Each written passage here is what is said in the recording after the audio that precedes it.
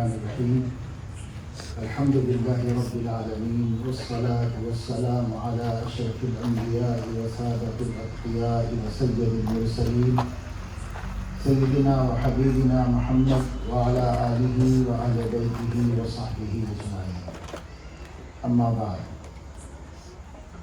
قال الله تبارك وتعالى: يا أيها الذين آمنوا قوا أنفسكم وأهليكم نارا وقودها الناس والحجارة عليها ملائكة غلاظ شداد لا يعصون الله ما أمرهم ويفعلون ما يؤمرون.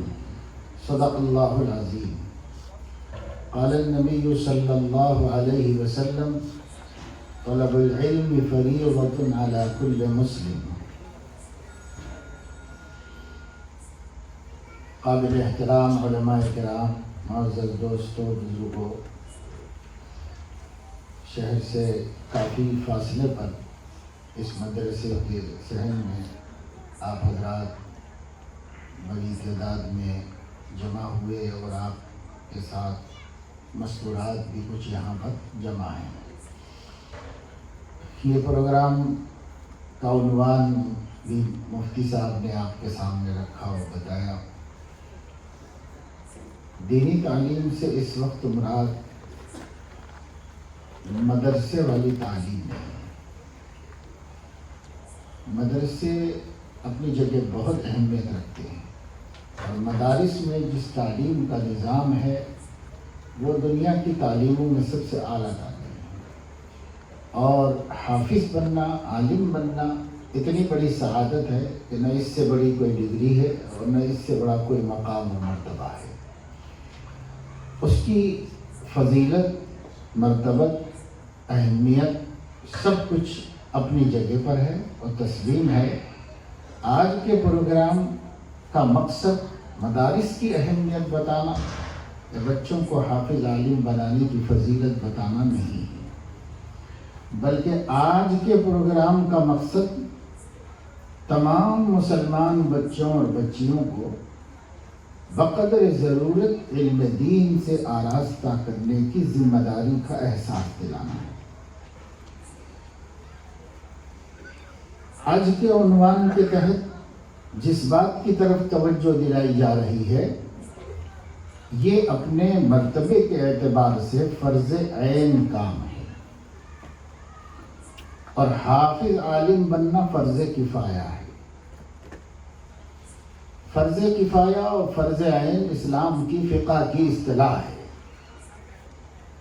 فرض کفایہ کا مطلب یہ ہوتا ہے کہ اگر ہر بستی میں ضرورت کے بقدر لوگ یہ کام کر لیں تو باقی لوگ گناہ سے محفوظ ہو جائیں گے۔ اور فرض عین کا مطلب یہ ہوتا ہے کسی کے کرنے سے کوئی دوسرا گناہ سے محفوظ نہیں ہوتا، سب کو کرنا پڑتا ہے۔ اس کی عام مثال جو آسانی سے سمجھ میں آ سکتی ہے، نماز 5 وقت کی اور جنازے کی۔ جنازے کی نماز فرض کفایہ ہے۔ کیا مطلب؟ اگر جس بستی میں کسی کا انتقال ہوا اس بستی میں سے کتنے لوگ چلے گئے اور جا کر کے انہوں نے اس کی تیاری کی اور تجہیز تکفین کی، نماز پڑھی اور اس کی تدفین کر دی، تو بستی کے جو مسلمان اس کے جنازے میں شریک نہیں ہوئے وہ گنہگار نہیں ہوں گے۔ کوئی بھی نہیں پڑھتا نماز تو سب کے سب گنہگار ہوتے، لیکن کچھ لوگوں کے پڑھ لینے کی وجہ سے دوسرے لوگ سعادت سے، ثواب سے محروم ہوئے ہوں گے لیکن گنہگار نہیں ہوئے۔ پڑھتے تو اجر ملتا، بہت بڑا اجر ہے۔ حدیث پاک میں ہے، بخاری شریف کی روایت ہے کہ کسی کا انتقال ہو جائے اور کوئی مسلمان اس کے جنازے میں شریک ہو، نماز پڑھنے کے بعد واپس ہو جائے تو اس کو 1 اوقیہ اجر ملتا ہے، اور تدفین تک ساتھ میں رہے تو 2، اور ہر اوقیہ وہ احد پہاڑ کے برابر ہے۔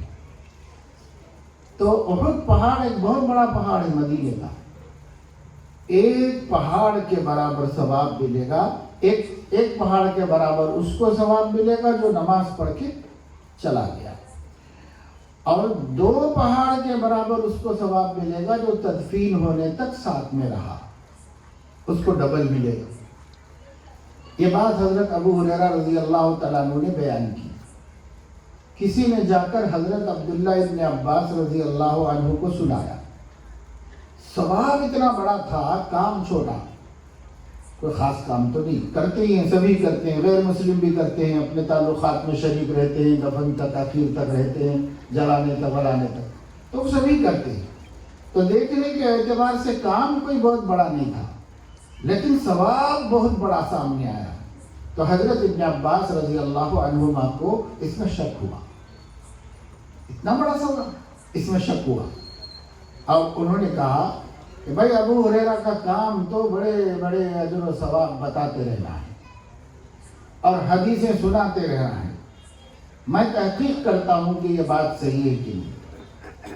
انہوں نے حضرت عائشہ رضی اللہ تعالیٰ عنہا سے پوچھوایا، حضرت عائشہ رضی اللہ تعالیٰ عنہا نے کہا ابو ہریرہ نے صحیح حدیث سنائی ہے، حضور علیہ السلام نے واقعتاً یہی کہا تھا، ایک پہاڑ احد پہاڑ کے برابر ثواب اس کو جو نماز تک رہا، اور اس کو 2 پہاڑ کے برابر جو دفن تک رہا۔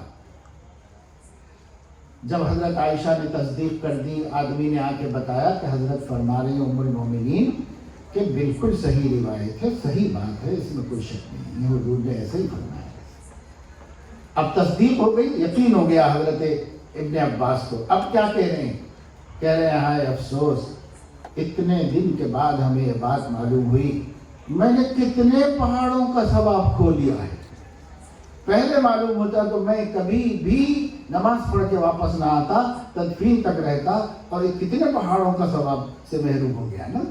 ہم لوگوں کو ثواب واب کچھ معلوم نہیں ہے، اس وجہ سے سمجھ میں نہیں آتا، ہم لوگوں کو پیسے میں بات کی جائے تو سمجھ میں آتا ہے، کروڑ روپے چھوٹ گئے تب سمجھ میں آتا ہے، کروڑ کی لاٹری اٹھی تھی اور وہ چھوٹ گئی تو تب سمجھ میں آتا ہے کہ ہارٹ اٹیک بھی ہو جاتا ہے، لیکن ہم لوگ ثواب کی بولی نہیں سمجھتے، ہم لوگ پیسے کی بولی سمجھتے ہیں، پیسے سے سمجھانا پڑتا ہے، لیکن اب ہم پیسے سے کیسے سمجھائیں؟ حضور نے تو اس کو احد پہاڑ کی مثال دی کہ اتنا بڑا ثواب ملے گا، اتنا بڑا ثواب۔ تو خیر میں آپ کو یہ بتانا چاہ رہا ہوں کہ جیسے نماز ہے نا، یہ نماز اگر بستی کے سب لوگ نہ پڑھیں تو اتنا ہی ہوگا کہ یہ جو ثواب مل سکتا تھا نہیں ملے گا، بڑا نقصان ہے، لیکن ثواب نہیں ملنے کا ہی نقصان ہے۔ پوچھے گا نہیں اللہ تعالیٰ قیامت میں کہ کیوں نہیں گئے تھے آپ نماز پڑھنے، نہیں پوچھے گا، یعنی گناہ نہیں ہوگا، اور گناہ نہ ہونا بھی بہت بڑا فائدہ ہے ہمارا۔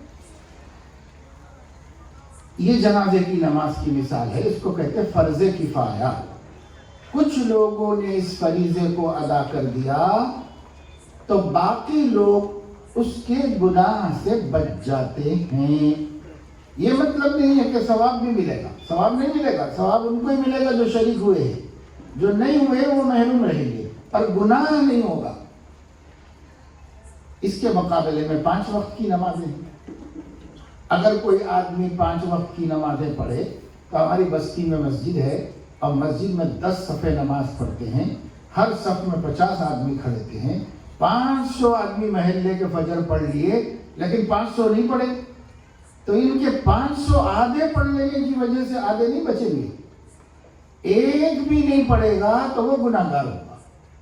ہر بندے کو گناہگار ہونا پڑے گا اگر نماز چھوڑے گا، کیونکہ فرض عین ہے۔ فرض عین کا یہ مطلب ہوتا ہے انڈیویجلی ہر آدمی کو کرنا ہے، کوئی لوگ کرنے سے کوئی لوگوں کے اوپر سے ہلکا ہونے والا نہیں۔ تو ایک نماز جنازہ ہے، کچھ لوگ جتنے لوگوں کے پہنچنے سے وہ میت کے گھر والوں کو کام بن جائے گا، اتنے لوگ محلے کے چلے گئے تو باقی لوگ گناہ سے بچ گئے۔ اس کو کہتے ہیں فرض کفایہ، یعنی یہ کفایت کر گیا، کافی ہو گیا ان لوگوں کا شریک ہونا۔ اور دوسرا ہے فرض عین۔ جیسے 5 وقت کی نماز، یہ فرض عین ہے۔ یہ مثال آپ ذہن میں رکھیے، اور پھر میں نے کیا کہا اس کو دوبارہ غور کیجئے کہ ہم اس وقت جس تعلیم کی بات کر رہے ہیں یہ فرض عین تعلیم ہے، اور مدارس دینیہ میں جو مستقل کام ہوتا ہے وہ ہے تو بہت بڑا کام اور بہت ضروری کام اور بڑی عزت و سعادت کا کام، لیکن وہ ہے فرض کفایہ۔ مثال کے طور پر کھمم میں اتنے علماء اور حفاظ ہیں کہ جتنی مسجدیں ہیں ان کو حافظ ڈھونڈنا نہیں پڑتا، حافظ موجود ہے، ہر مسجد کو حافظ مل جاتا ہے رمضان شریف میں تراویح سنانے کے لیے، اور امام مل جاتا ہے، اور عالم دین موجود ہے مسئلے بتانے کے واسطے۔ اتنے علماء ہیں کہ کسی کو بھی بستی میں ضرورت پیش آئے تو قریب میں ہی کوئی عالم مل جائیں گے، وہاں جا کے مسئلہ پوچھ لے اور مسئلہ معلوم کر لے ان سے، یا کوئی جھگڑا ہو جائے تو اسلامی فیصلہ ان سے کرا لے سکے، یا نکاح طلاق کا مسئلہ ہو تو وہ کام آ جائیں۔ اسی طریقے سے موت مٹی ہے تو علماء ہم کو مل جائیں کہ یہ کام کر دیں۔ اگر کھمم میں اتنے علماء حفاظ دین کے خادم موجود ہیں تو اب کوئی بھی گناہگار نہیں ہوگا، کوئی مسلمان بھی اگر اپنے بچے کو نہیں پڑھاتا تو گناہگار نہیں ہوگا۔ یہ اور بات ہے کہ حافظ قرآن بنانے کی سعادت سے محروم ہے، عالم دین ہو جائے اس کے خاندان میں کوئی، اس عزت سے وہ محروم رہے گا، لیکن گناہگار نہیں ہوگا۔ ہاں، بستی میں اتنی شارٹیج ہو گیا علماء کا کہ آپ کو ضرورت پڑی تو ہے ہی نہیں، ایک مولانا وہاں رہتے ہیں، ایک مولانا وہاں رہتے ہیں، وقت پہ ملتے نہیں، کبھی سفر میں رہتے ہیں، ہمارے دین کو ہم دین بتانے والا نہیں کوئی، تو پھر سارا کھمم گناہگار ہو۔ سارے کھمم کا ہر مسلمان نماز پڑھتے ہوئے بھی گناہگار ہے، روزہ رکھتے ہوئے بھی گناہگار ہے، خیرات کرتے ہوئے بھی گناہگار ہے، کیونکہ اس نے بستی میں اتنے علماء نہیں رکھے کہ ٹائم پر اویلیبل رہے اور ان کو مل جائے مسئلہ بتا دے۔ اتنے علماء کا فراہم کرنا فرض کفایہ ہے۔ اگر بستی میں اتنا انتظام ہو گیا ہے تو کسی کو گناہ نہیں ہوگا، نہیں ہوا ہے تو سب گناہگار ہو گیا ہے تو کسی کو گناہ نہیں ہوگا۔ اس کے برخلاف پاکی ناپاکی کے مسائل، نماز کا صحیح طریقہ جاننا، قرآن مجید کو تجوید کے مطابق پڑھنا، عقائد کے بارے میں باخبر ہونا، دین کے بنیادی عقیدے کیا ہیں، اسلام اور مسلمان کس کو کہتے ہیں، اللہ کے بارے میں ہمیں کیا اعتقاد رکھنا چاہیے، نبی کے بارے میں کیا رکھنا چاہیے، قرآن کے بارے میں، فرشتوں کے بارے میں، آخرت کے بارے میں، تقدیر کے بارے میں، موٹی موٹی باتیں کم سے کم بقدر ضرورت اتنا جاننا، اتنا عقیدوں کو جاننا، اتنا عبادات کو جاننا، اتنا معاملات اور معاشرت کو جاننا ہمارے اوپر فرض عین ہے۔ ہر مسلمان کو سیکھنا ہے، ہر مسلمان کو سیکھنا ہے۔ حضور علیہ السلام کا ارشاد میں نے پڑھا، طلب العلم فریضۃ علی کل مسلم، علم دین کا حاصل کرنا ہر مسلمان پر فرض ہے۔ بہت سے لوگ وہ مسلمتن بڑھا دیتے ہیں، لیکن احادیث میں وہ مسلمتن نہیں ہے، مسلمن کہنے سے مسلمہ اس میں خود بخود آ جاتی ہے، الگ سے بولنے کی ضرورت نہیں ہوتی۔ طلب العلم فریضۃ علی کل مسلم، ہر مسلمان مرد اور عورت پر علم دین حاصل کرنا فرض عین ہے، اور بالغ ہونے سے پہلے حاصل کر لینا ہے، اس لیے کہ بالغ ہونے کے بعد تو عمل کا مواخذہ شروع ہو جاتا ہے۔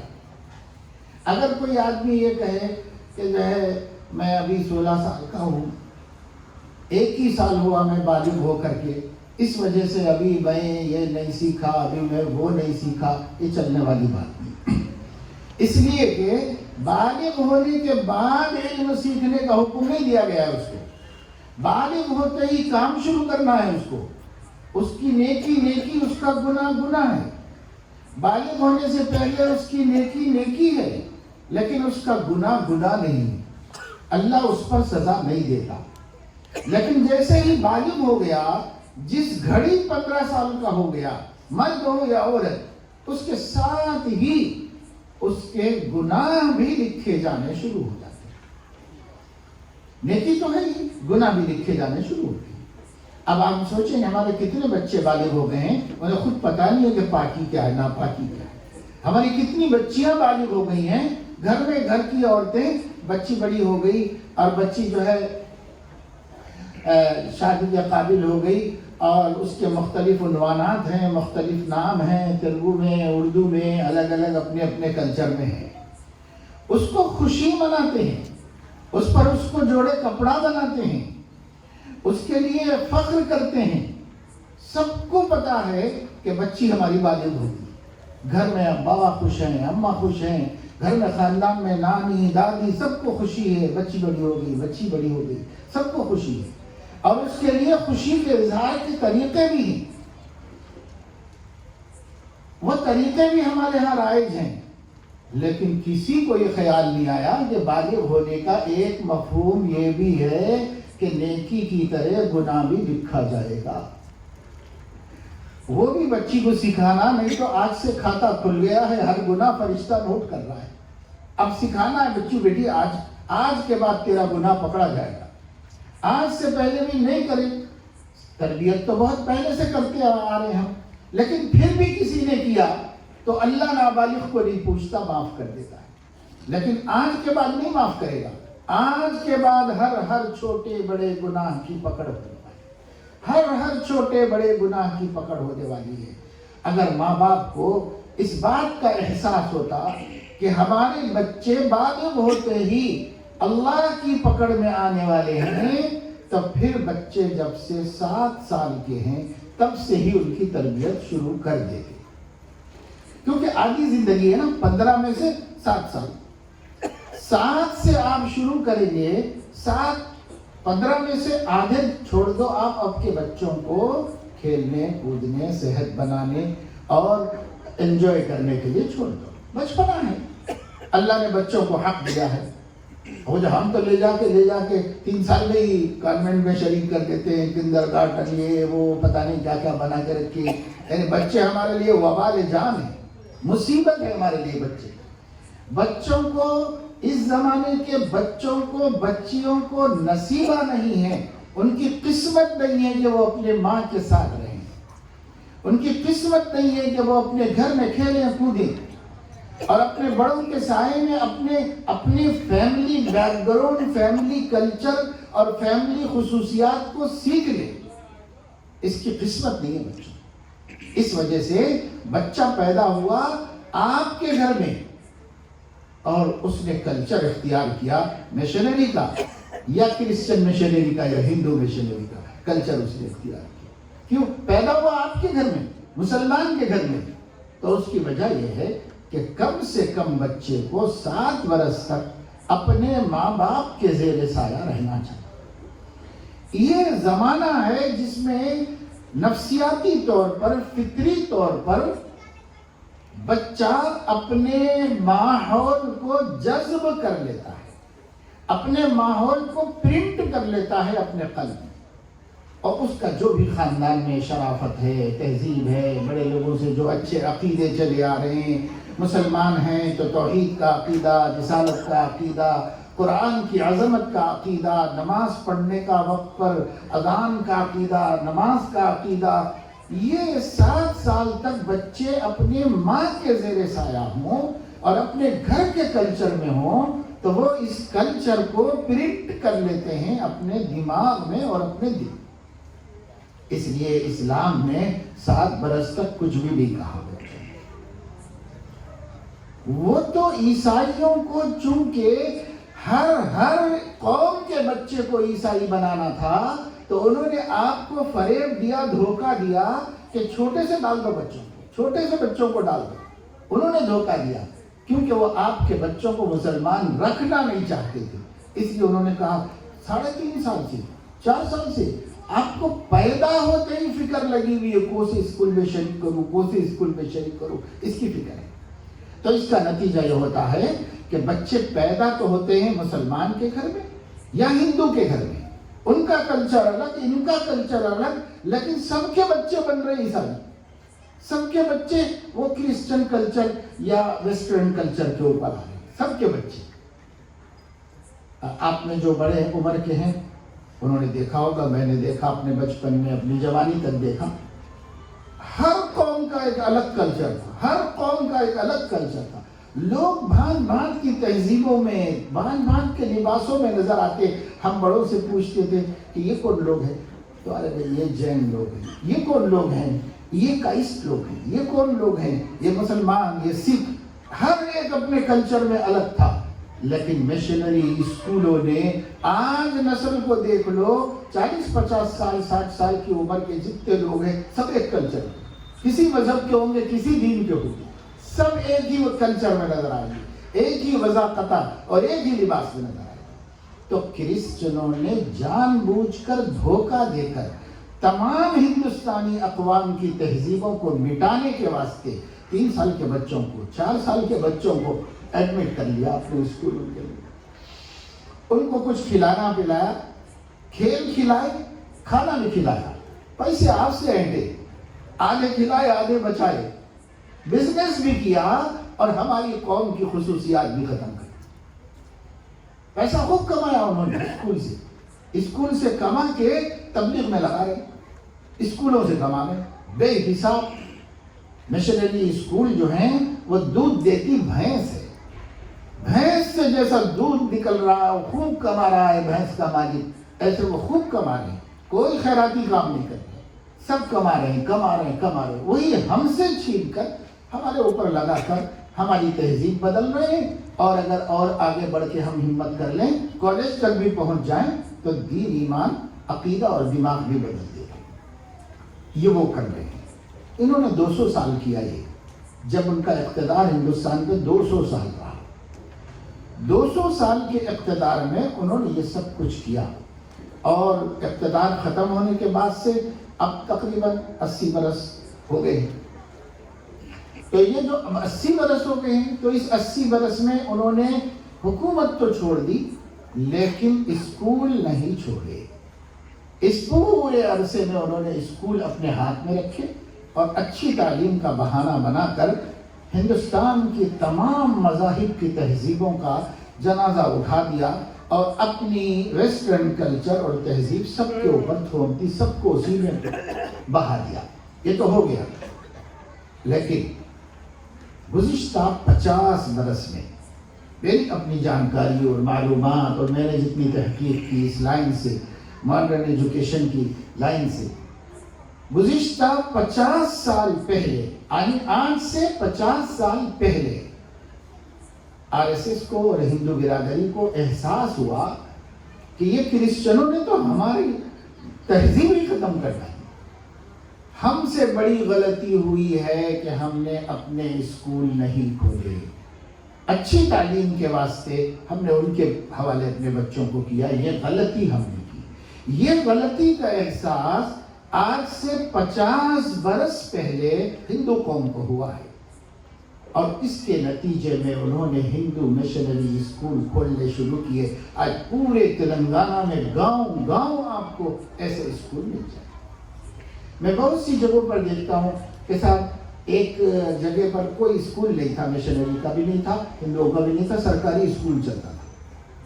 یعنی کسی گاؤں میں، دیہات میں، منڈل میں یا پسماندہ علاقوں میں صرف سرکاری اسکول تھے. اتفاق سے وہاں پر آ کر کے مشنری نے اپنا اسکول کھولا. جیسے ہی انہوں نے اسکول کھولا، ایک تنظیم ہے ہندوؤں کی، وہ لوگ پیسے والے ہیں، ریڈیز ہیں، یہ لوگ فوراً جہاں انہوں نے کھولا اس کے اگل بغل میں آمنے سامنے کسی جگہ ایک بلڈنگ خریدتے ہیں یا جگہ لے کر کے شیڈ ڈال دیتے ہیں اور فوراً اپنا اسکول کھولتے ہیں. اس احساس کی وجہ سے کہ ہماری قوم کے بچے وہاں نہ جائیں. ان سے لڑنا مسئلے کا حل نہیں، ان سے جھگڑنا مسئلے کا حل نہیں ہے. ہندو ذہن نے یہ سوچا بجائے کرسچن کو اپنا دشمن بنانے یا یہ اعلان کرتے پھرنے کہ مشنری میں مت پڑھو، مشنری میں مت پڑھو، ایسا کبھی وہ لوگ نہیں بول رہے. وہ بول ہی نہیں رہے ہیں، ان کا نام ہی نہیں لے رہے. وہ یہ کر رہے ہیں کہ انہوں نے یہاں کھولا تو انہوں نے یہاں کھول دیا. بس اب ہندو بچوں کو وہاں جانے کی ضرورت نہیں ہے، وہ یہاں آئیں یا جتنے آ جائیں گے اتنے تو بچ جائیں گے. یہ انہوں نے کیا. لیکن ہم نے ابھی تک متبادل نہیں کیا. ہمارے علماء تقریریں کر رہے ہیں کہ اسکولوں میں پڑھ کے بچے خراب ہو رہے ہیں، مشنری میں بچے خراب ہو رہے ہیں، بچے خراب ہو رہے ہیں. تو ایک پڑھا لکھا آدمی آ کر پوچھتا ہے کہ مولانا صاحب ٹھیک ہے آپ کی بات ہمیں سمجھ میں آ رہی ہے، ہم اس سے مطمئن ہیں، لیکن کیا ہم اپنے بچے کو اب مدرسے میں شریک کر دیں؟ ہم دنیا کی تعلیم نہ دیں؟ ہم اسکول ایجوکیشن نہ کرائیں بچے کو؟ ہم کرانا چاہتے ہیں، آپ بولیے کہ کام کرائیں. تو اس کا کوئی جواب ہمارے خطیبوں کے پاس نہیں ہے، اس کا کوئی جواب نہیں. لیکن اگر کسی ہندو نے تقریر کی اور کہا اپنے بچوں کو مشنری میں مت پڑھاؤ، اور وہاں سے کوئی کھڑے ہو کے پوچھے کہ پھر آپ بولیے کہ کہاں پڑھائیں، وہ 50 اسکولوں کے نام بتا سکتا ہے کہ یہاں پڑھاؤ، یہاں پڑھاؤ، یہاں پڑھاؤ. ہم بتا سکتے ہیں کہ ایسا اسکول فلاں جگہ ہے، کھمم میں ایسے اتنے اسکول ہیں، وہاں پڑھاؤ، ایمان خراب نہیں ہوگا، تہذیب خراب نہیں ہوگی، اعلیٰ تعلیم حاصل ہوگی. کون منع کرتا ہے ڈاکٹر بننے سے، انجینئر بننے سے، سائنٹسٹ بننے سے، ایجوکیشنلسٹ بننے سے؟ کون منع کر رہا ہے؟ نہیں بننا چاہیے مسلمان. مسلمانوں میں بھی اتنے ہونے چاہیے جتنی کہ مسلمانوں کی تعداد ہے، اتنے ہونے چاہیے. نہ صرف ہماری قوم کے لیے ہونے چاہیے بلکہ وہ اپنے پیشے کو دوسری قوموں کی خدمت میں لگا کر اسلام کا تعارف کرنے کا سبب بن جائے کہ مسلم ڈاکٹر کیسا ہوتا ہے، مسلم انجینئر کیسا ہوتا ہے، مسلم سائنٹسٹ کیسا ہوتا ہے. اپنے آپ کو منوائے اور اپنے آپ کو بتلائے، لوگ فرق کرے کہ دیکھو یہ 2 آدمی ہیں مگر اس کے بعد اس میں زمین آسمان کا کیوں فرق ہے. بھائی یہ ڈاکٹر صاحب ہے، بس وہ انسانیت کے لیے جی رہے ہیں اور وہ انسانیت کی خدمت گزار ہیں. لیکن یہ ڈاکٹر صاحب ہے، انہوں نے کبھی خدمت کی نہیں کی. کرنے والے ماشاءاللہ سے دوسرے طبقوں میں بھی بڑے اچھے ڈاکٹرس ہیں، اچھے پیشہ ور لوگ ہیں، اچھے وکیل ہیں، اچھے لائر ہیں، جو انسانوں کے لیے مذہب دیکھے بغیر کام کرتے ہیں. اپنے پاس کتنے ہیں؟ ہمارے پاس ہیں. اور ہیں بھی تو بہت سے ایسے ہیں کہ جن کی ہم تعریف کرنا مشکل ہے. تھوڑے لوگ ہوتے ہیں جن کی تعریف کرنا پڑتا ہے، سب ایک ہی دھارے میں بہہ رہے. وجہ کیا ہے؟ وجہ یہ ہے کہ پڑھائی ہوئی وہی ہوئی جہاں نہیں ہونی چاہیے تھی. اگر وہاں ان کی پڑھائی ہوتی جہاں انہیں اللہ کا تعارف ہوتا، نبی کا تعارف ہوتا، اسلام کا تعارف ہوتا، اسلام کی خوبیوں کا پتہ چلتا، ہمارے آقا کے اخلاق، کردار، کیریکٹر کے بارے میں جانتے، صحابہ کرام کی زندگیوں کے بارے میں جانتے، اور یہ جانتے ہوئے ڈاکٹر بنتے، یہ جانتے ہوئے انجینئر بنتے، یہ جانتے ہوئے ٹیچر بنتے، یہ جانتے ہوئے لیکچرر بنتے، پروفیسر بنتے، سائنٹسٹ بنتے، یا ٹیکنالوجی کے ماہر بنتے، تو پھر یہ لوگ جہاں ہوتے ان کو زبان سے تبلیغ کرنے کی ضرورت نہ ہوتی. ان کا وجود، ان کا کیریکٹر لوگوں کے دلوں میں اسلام کی جڑیں ہیں. لیکن ہے ہمارے پاس ایسے اسکول؟ ہمارے پاس ایسے اسکول نہیں ہیں، تھوڑے ہیں دھوکے کے. وہ یہ کہ ہم لوگ نورانی قاعدہ بھی پڑھا رہے ہیں، ہمارے پاس دینیات بھی پڑھا رہے ہیں، ایڈورٹائز کرتے ہیں، صرف دین پسند مسلمانوں کے بچے بھی آ کے داخلہ لے لیں. باقی یہ ان کو سکھاتے ہو کہتے کچھ بھی نہیں ہے، کچھ رٹا دیتے ہیں اور اینول فنکشن میں ایک سورہ فاتحہ سنا دیتا ہے، ایک انگلش میں حدیث سنا دیتا ہے، یہ سنا دیتا ہے، اور دماغ تو ان کا مسلمان نہیں بنا. تو کیا کام کر رہے ہیں؟ ایسا اسکول جس اسکول میں بچہ پڑھے تو اس کی تعلیم کا اسٹینڈرڈ کسی بھی مشنری اسکول کے مقابلے میں کم نہ ہو، لیکن اس کا ماحول اس کو پکا مسلمان، عاشق رسول اور خدا کا بندہ بنا رہا ہو. ماحول اس کو بنا رہا ہو. میں ابھی بتا رہا تھا عصر کے بعد کہ دیکھو اتنے سال، 200 سال، اب تو 300 سال، 300 سال میں کسی مشنری اسکول میں تورات نہیں پڑھائی جاتی ہے، کوئی مذہب کی کتاب بائبل نہیں پڑھائی جاتی ہے، کوئی کتاب انہوں نے کورس میں داخل نہیں کی. لیکن انہوں نے ایک ایسا ماحول دیا کہ اس ماحول میں بچوں کے ذہن بدل گئے، فکر بدل گئی، نظر بدل گئی. ایسا ماحول دیا. آج ہم مسلمانوں کے لیے بڑا المیہ ہے، مالدار مسلمانوں کے لیے، جائیداد رکھنے والے مسلمانوں کے لیے بڑے بڑے دولت مند مسلمانوں کے لیے کروڑوں کی زمینیں پڑی ہوئی ہیں، بیکار پڑی ہوئی ہیں، اس کا ریٹ آ رہا ہے کروڑوں کے اندر، پھر بھی جو ہے آپ سوچ رہے ہیں کہ 1 کروڑ اور بڑھ کے آنے دو، کیا کرنا ہے، اور 1 کروڑ بڑھ کے آنے دو کیا۔ ارے بابا، اب جو کروڑوں میں آ رہا ہے، جو کوڑیوں کی زمین تھی اب کروڑوں میں بن گئی ہے، بیچ دو اور ایک اچھا اسکول قائم کرو اور 10 کروڑ کما لو اس کے ذریعے سے، لیکن قوم، مسلم قوم کے لیے کوئی سایہ دو، کوئی سائبان بنو، مسلم قوم کے لیے کوئی رحمت کا ابر بنو، ان کے بچوں کو بچانے کا ذریعہ نہیں کر سکتے والدہ۔ کتنے زمینوں کے مالکین ہیں جو کروڑوں کی زمینوں کے مالکین ہیں۔ ایسے مسلمانوں کو میں جانتا ہوں 100 کروڑ 200 کروڑ 500 کروڑ کی جائیداد کے مالک، بیکار پڑی ہوئی ہے زمین، کاشت بھی نہیں کر رہے اس کے اوپر، رہنے تو کیا کریں گے، بچوں کو ضرورت پڑے گی، بعد میں اور ریٹ آئے گا اور ریٹ آئے گا۔ ارے بھائی، بچوں کو ضرورت پڑے گی تو دنیا ہی تو بنے گی، ان کی دنیا ہی تو بنے گی، دین کا کیا ہوگا؟ آپ اس کا صحیح استعمال کر کے پوری ملت کے 1000 2000 5000 بچوں کا ایمان بچا سکتے ہیں، ان لوگوں کی اچھی تربیت کے ساتھ اعلیٰ تعلیم دے سکتے ہیں، اور آپ کا بزنس بھی ہوگا۔ ہم نہیں کہہ رہے کہ آپ خیراتی ادارہ قائم کریں، ہم کہہ رہے بزنس کرو، دنیا بزنس کر رہی ہے اسکولوں کے ذریعے سے، مگر اپنے اپنے مشن بنا کے کر رہی ہے، ہم نے کوئی مشن نہیں بنایا۔ تو یہ تو ایک بہت بڑا المیہ ہے، رونا ہے۔ مجھے اس کے بارے میں اس مجمع سے کہنا مقصود نہیں تھا، لیکن بات آئی تو میں آپ کو بتا رہا ہوں۔ یہ بھی بڑا اہم عنوان ہے، اس کے لیے شہر کے سمجھدار، پڑھے لکھے اور دولت مند لوگوں کو جوڑ کر ان سے بات کرنا چاہیے، ان کو بتانا چاہیے کہ آپ ایک بہت بڑی خدمت اپنے نبی کی کر سکتے ہیں، اور وہ خدمت بھی اپنا خرچہ کر کے نہیں، پہلے خرچہ کرو، بعد میں اسی سے نکال لو واپس پیسہ، تجارت کر کے خدمت کر سکتے ہو نبی، لیکن نہیں، لوگوں کو اس جانب دھیان نہیں ہے، توجہ نہیں ہے۔ تو اس وجہ سے وہ ایک اہم مسئلہ ہے، اس پر کبھی آپ لوگوں کو، آپ میں جو لوگ اس کے قابل ہو، ان کو غور کرنا اور سوچنا ہے۔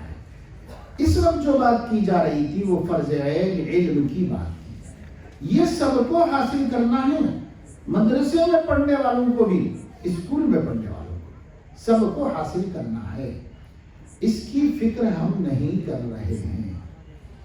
اللہ تعالیٰ نے، اللہ کے رسول صلی اللہ علیہ وسلم نے فرمایا، مروا صبیانکم بالصلاۃ وہم ابناء 7 واضربوہم وہم ابناء 10۔ اپنے بچوں بچیوں کو نماز کی تاکید کرو جبکہ وہ 7 برس کے ہو جائیں، اور ان پر سختی کرو، تھوڑی پٹائی کرو جب وہ 10 برس کے ہو جائیں اور نماز چھوڑ دیں۔ تو دیکھیے، اسلام تعلیم و تربیت کے لیے 7 برس سے لے رہا ہے، اس واسطے لے رہا ہے کہ 7 برس سے پہلے بیکار نہیں چھوڑنا بچوں کو۔ ہمیں دھوکہ دیا گیا کہ بچوں کو بیکار چھوڑو، 7 برس سے پہلے بچے بیکار نہیں ہیں، بچوں کو اپنے گھر کے ماحول سے عقیدہ دو۔ وہ 7 برس عقیدے سیکھنے کے واسطے، وہ 7 برس کلچر سیکھنے کے واسطے، وہ 7 برس اپنے خاندان کے اخلاق و تہذیب و خصوصیات کو سیکھنے کے واسطے، شرافت کو سیکھنے کے واسطے ہیں۔ اور اس کے لیے کوئی اسکول نہیں ہوتا، کوئی اکیڈمی نہیں ہوتی، اس کے لیے اپنا گھر ہوتا ہے اور اپنے گھر کا ماحول ہوتا ہے۔ اس لیے ان 7 برسوں کو اسلام نے چھوڑ دیا۔ لوگ سمجھ رہے ہیں اسلام نے 7 برس سے تعلیم کا حکم دیا ہے تو 7 برس بیکار کر دیے بچوں کے، اور عیسائیوں نے 3 برس سے تعلیم دینا شروع کر دیا تو وہ زیادہ سمجھدار ہیں۔ نعوذ باللہ، ہمارے نبی سے زیادہ کوئی سمجھدار نہیں، ہمارے نبی سے زیادہ کوئی سمجھدار نہیں، اور ہمارے نبی سے زیادہ انسانیت کا کوئی ہمدرد نہیں، کوئی ہمدرد نہیں انسانیت کا۔ انہوں نے جو 7 برس چھوڑے ہیں بیکار نہیں چھوڑے، اس میں ایک بہت بڑا کام ہوتا تھا، اور وہ کام یہ ہوتا تھا کہ بچے اپنے گھر کے ماحول میں مومن کامل بن جاتے تھے۔ 7 سال کا بچہ مومن کامل ہوتا تھا، وہ بتا نہیں سکتا تھا اپنی زبان سے کہ اس کا عقیدہ کیا ہے، لیکن وہ عقیدہ جو ہونا چاہیے وہ اس کے دل دماغ میں رچ بس گیا۔ یہ گھر کا ماحول ہوتا تھا. اس گھر کے ماحول کے لیے 7 سال چھوڑ دیا. یہ سب سے بڑا کام تھا، اہم کام اور ضروری کام کہ دین، عقیدہ اور تہذیب بچوں کو پہلے مل جائے. اب جب وہ اس رنگ میں رنگ گئے اس طرح کہ اب کوئی رنگ ان کا رنگ بدل نہیں سکتا، تو تعلیم شروع کرو، پڑھائی شروع کرو. پڑھاؤ، ہنر پڑھاؤ، علم پڑھاؤ، دین پڑھاؤ، دنیا پڑھاؤ، اور جو پڑھانا ہو پڑھاؤ. اب پڑھاؤ اس واسطے کہ تمہارا بچہ صبغت اللہ میں رنگ گیا ہے. اب تمہارے بچے کو کوئی دوسرا رنگ نہیں چڑھ سکتا. صبغت اللہ ومن احسن من اللہ صبغہ. یہ بچوں کے لیے وقت تھا. لیکن اولاً تو ہم 3.5-4 برس سے اسکول کے حوالے کر کے گھر سے محروم کر دیتے ہیں بچوں کو. دوسرے یہ کہ اگر نہ بھی بھیجیں تو خود ہمارا گھر کون سا اسلام کدا ہے، ہمارا گھر کون سا اللہ کے دین پر اور عقیدے پر اور توحید پر جمع ہوا ہے کہ وہ یہاں رہیں تو پکے موحد بن جائیں، وہ اس گھر میں رہیں، ان گھر والوں میں رہیں تو وہ پکے مسلمان بن جائیں. اس کے لیے تو یہ کرنا پڑے گا کہ پہلے ماں باپ کو بدلنا ہوگا، پھر اس کے بعد اپنے گھر کا ماحول بدلنا ہوگا، پھر اس کے بعد وہ بچوں کو گھر میں رکھ کر ان کو بدلنا ہوگا. ایک کام ہے. تو اب یہ سب ہوگا تو بہت مشکل ہے. ہم یہ کہہ رہے ہیں کم سے کم اس نسل کو بچانے کے واسطے مکتب سسٹم سے فائدہ اٹھاؤ، مکاتب قائم کیجیے. اب آپ یہ عربی کا لفظ ہے، اس وجہ سے تھوڑا مفہوم سمجھ جائیے کہ جب ہم مولویوں کے زبان پر مدرسہ ہوگا تو اس سے مراد ہوگا ہمہ وقتی مدرسہ، جہاں قرآن حدیث کی تعلیم ہوتی ہے، حافظ بنایا جاتا ہے، عالم بنایا جاتا ہے اور پوری تعلیم دی جاتی ہے. 24 گھنٹے مدرسے میں رہتے ہیں، چاہے شہری ہو چاہے بورڈنگ کا ہو. اس کو کہتے ہیں مدرسہ. اور جب ہم لوگ مکتب کہتے ہیں تو مکتب کہنے کا اس زمانے میں مفہوم یہ ہوتا ہے 1 گھنٹہ 1.5 گھنٹے کا وہ مدرسہ جس مدرسے میں اسکول ایجوکیشن کرنے والے مسلم بچے اور بچیاں اس لیے آئیں کہ ان کو ان کے مذہب کا علم حاصل ہو جائے، ان کو ان کا عقیدہ مل جائے، ان کو ان کی عبادتیں مل جائیں، ان کو ان کے نبی کی پیاری تعلیمات مل جائیں، اور ان کی اپنی زندگی اپنے نبی کی محبت میں اپنے اللہ کی رضا کے لیے گزارنے کا سلیقہ آ جائے. اس کے لیے مکتب. یہ مکتب اب آپ کو سمجھ میں آیا ہوگا کہ میں نے کہا مدرسے کی تعلیم فرض کفایہ اور مکتب کی فرض عین.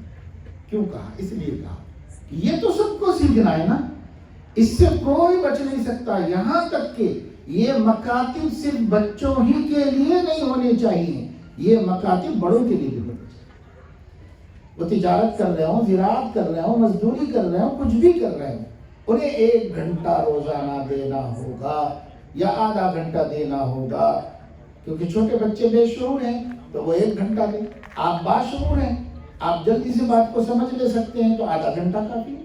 آدھے گھنٹے کا مکتب اگر آپ کے امام صاحب نہیں چلاتے تو آپ ان کی خوشامد کریں، ان کے پیچھے پڑ جائیں اور ان سے کہیں کہ مولانا صاحب آپ کا کام بہت قیمتی ہوگا، وقت بہت قیمتی ہوگا، ہم اپنے طرف سے اپنی خوشی سے اتنے پیسے جمع کریں گے، آپ جو ہے ہمیں ٹائم دیجیے.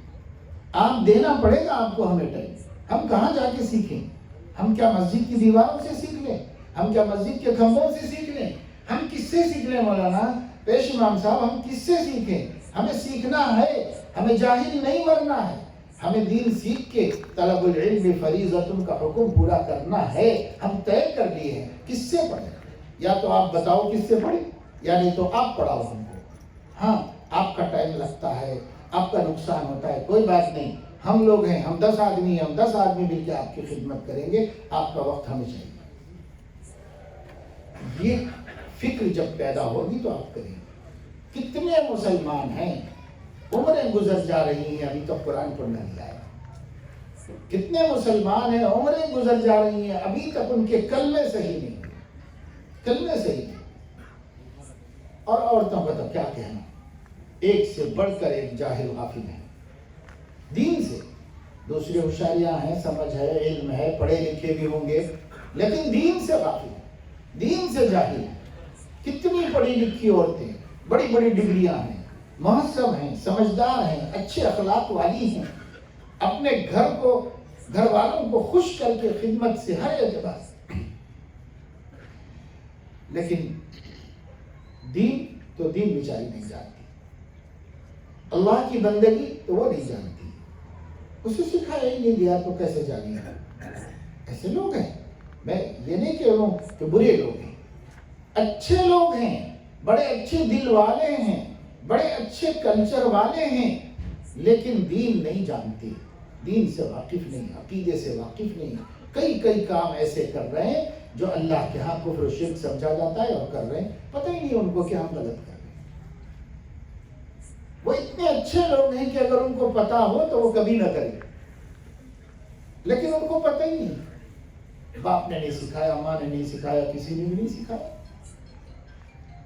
اب مفتی صاحب بتا رہے تھے ایک واقعہ، ایک نہیں ہے، گھر گھر ایسی بیٹیاں موجود ہیں، وہی ایک نہیں جو کسی غیر مسلم کے ساتھ نکل گئی تھی اور اس کو سمجھانے کی کوشش کی گئی، اسے پتہ ہی نہیں تھا کہ اسلام کیا ہے، اپنے نبی کا نام تک نہیں معلوم تھا، ایک نہیں ہے وہ ہر گھر کی بیٹیوں کا یہ حال ہے، ان کو کوئی سکھانے والا نہیں، ان کو کوئی بتانے والا نہیں، اس لیے یہ مکتب کمپلسری ہے بچوں کے لیے، بچیوں کے لیے، جوانوں کے لیے، جوان لڑکیوں کے لیے، جو کالج کی اسٹوڈنٹس ہیں ان کے لیے، اور بوڑھوں کے لیے اور بوڑھیوں کے لیے، سب کے لیے کمپلسری۔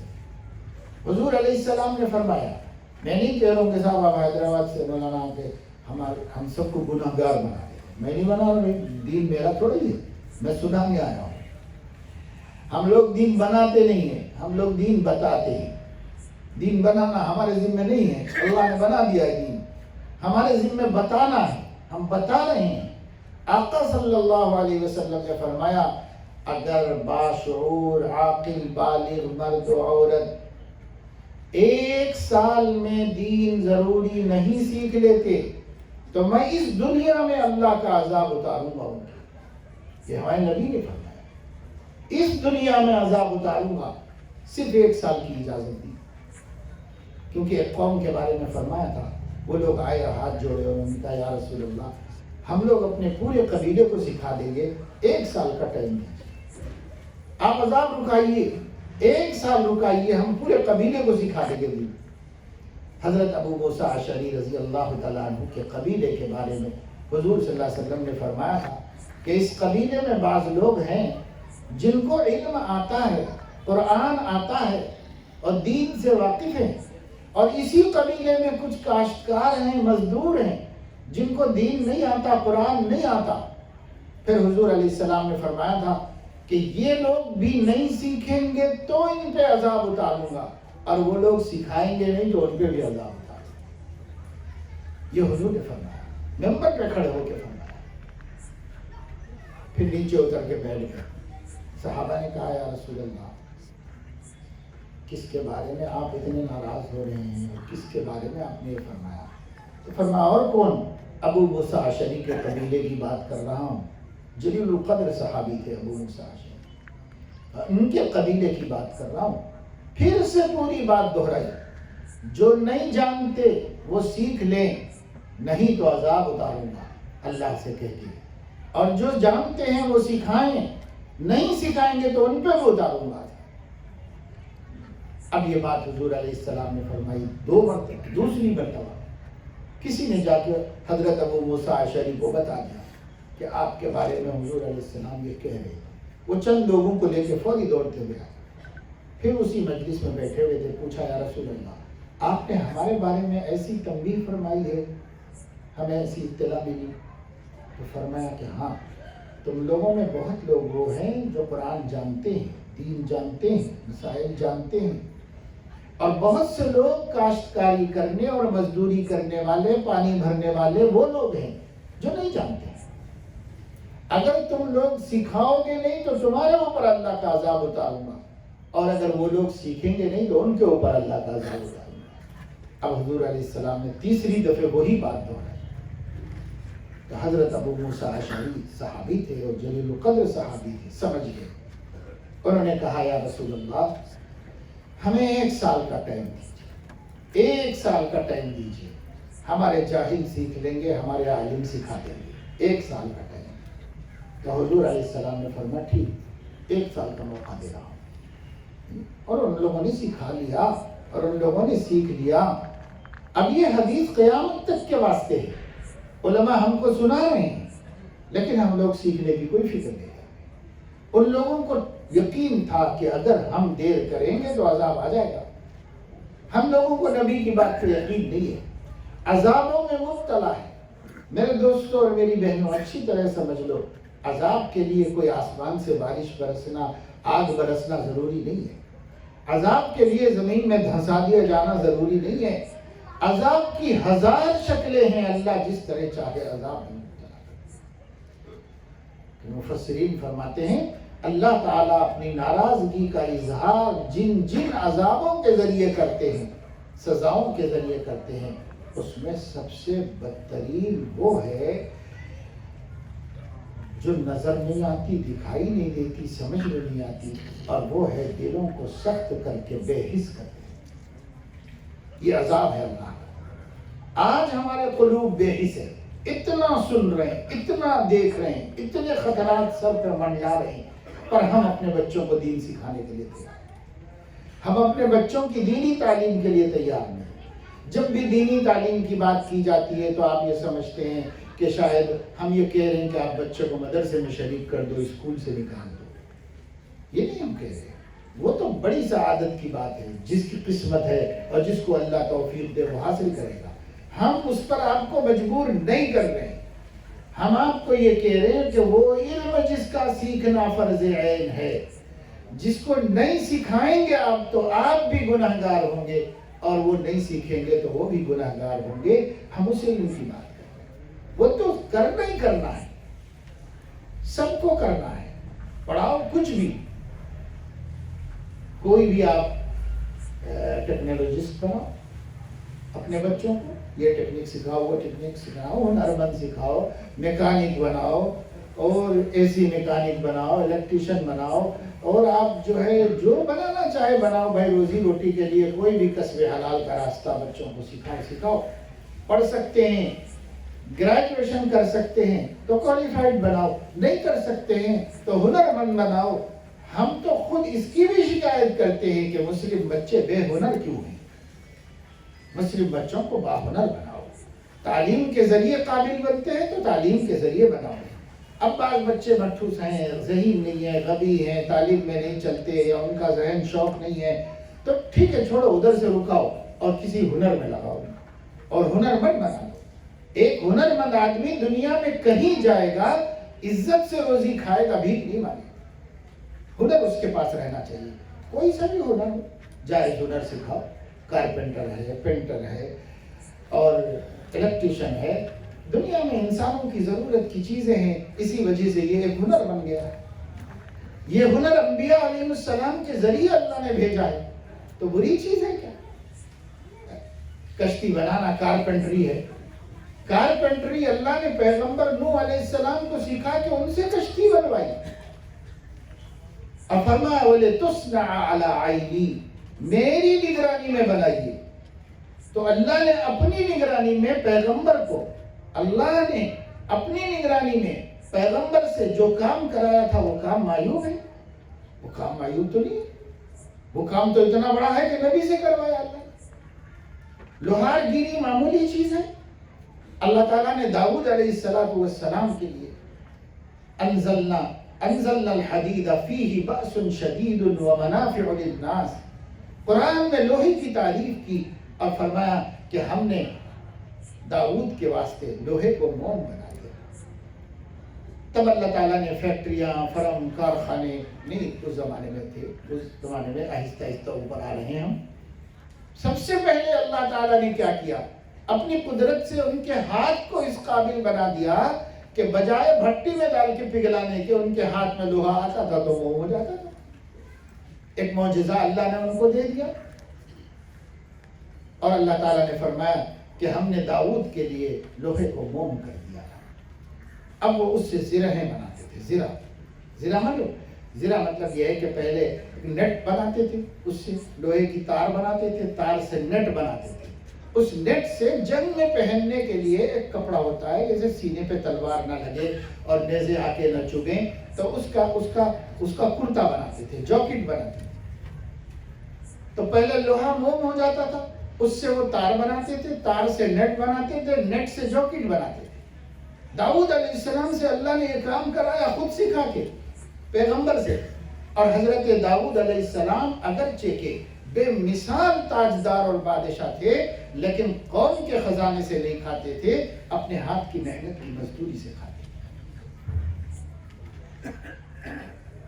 اسی لیے حضور علیہ السلام نے فرمایا سب سے پاکیزہ روزی اپنے قوت بازو کی کمائی ہے. اللہ کے نبی داؤد اپنے ہاتھوں کی محنت سے کھاتے تھے. یہ سب سے پاکیزہ کمائی ہے، اس میں شبہ نہیں ہے. ہم نے محنت کی اور ہماری محنت کا پیسہ ہے، اس میں کوئی شبہ نہیں ہے، بالکل پاکیزہ پیسہ ہے. تو میرے عزیزو دوستو، بناؤ بچوں کو، سکھاؤ. ہمارے قوم کے بچے بیکار نہ رہیں. کوئی سندگاہ ہونی چاہیے جو مسلمانوں کے بڑے بڑے لمبی چوڑی باتیں کرنے والے اور مسلمانوں کی خیر خواہی کی بڑے بڑے دعوے کرنے والے، ان کو پکڑو اور ان سے کہو کہ اور بڑی بڑی خیر خواہیاں آپ چاہے نہ کریں، لیکن ہماری بستی میں ایک سندگاہ قائم کر دیجئے. جتنے آوارہ پھر رہے بچے ان کو پکڑ کے لائیے، انہیں ہنر سکھا دیجئے، عزت سے زندگی گزارنے کا ان کو حوصلہ دیجئے. اور جب بچے وہاں پر اس طریقے سے ہنر سیکھ رہے ہوں گے تو اس سندگاہ میں ایک مسجد بھی ہو اور یہ ہمارے بچے وقت پہ نماز پڑھنا سیکھ لیں، سچ بولنا سیکھ لیں، دیانت سے کام کرنا سیکھ لیں، کسٹمر کو دھوکہ نہ دیں. یہ ان کے دماغ میں بٹھا دو. 2 سال میں سیکھیں گے ایک کورس. 2 سال ان کو نمازی بناؤ، 2 سال ان کو سچ بولنے والا بناؤ، اور 2 سال میں ان کو کسٹمر کو دھوکہ نہ دینا سکھا دو اور ہنر سکھا دو اور نکال دو. دیکھو کتنی عزت سے یہ کمائیں گے. لوگ لائن بنا کے ان کے گھر کے باہر کھڑے ہوں گے، ہماری تاریخ بک کریے، ہماری تاریخ بک کریے. اگر دیانتدار کاریگر کو لوگ ترس رہے ہیں، ہم ہی نہیں، ایک ایک غیر مسلم، بڑے بڑے غیر مسلم بلڈر ترس رہے ہیں.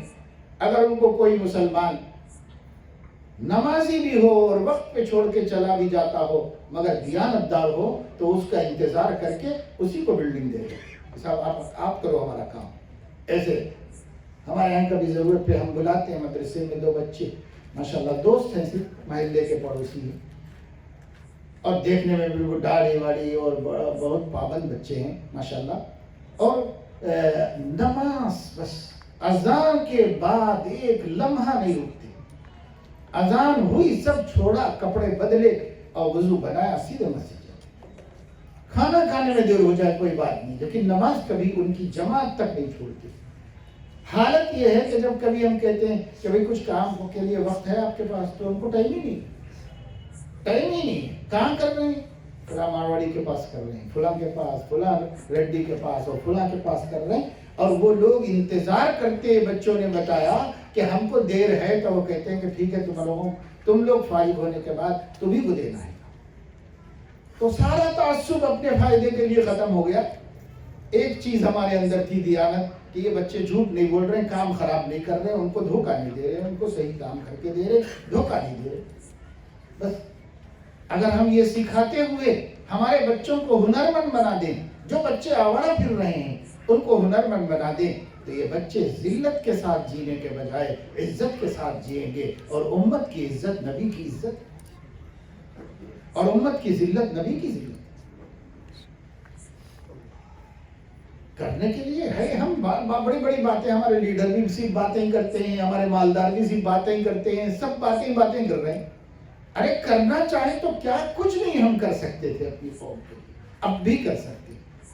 کچھ کرنا چاہیں، اچھا سوچو، بھلا سوچو.